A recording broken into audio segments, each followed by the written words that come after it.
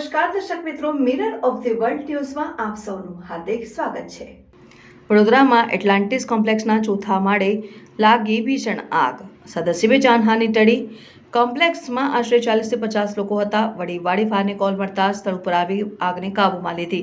Reporter Nikhil Gayge, mirror of the world news.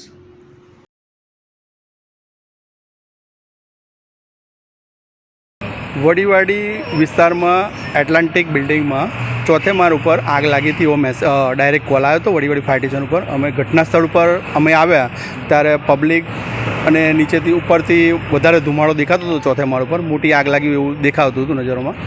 અને ઘટના સ્થળ ઉપર અમે ઇલેક્ટ્રિક સપ્લાય પૂરા પેનલ બોર્ડમાં આગ લાગી હતી।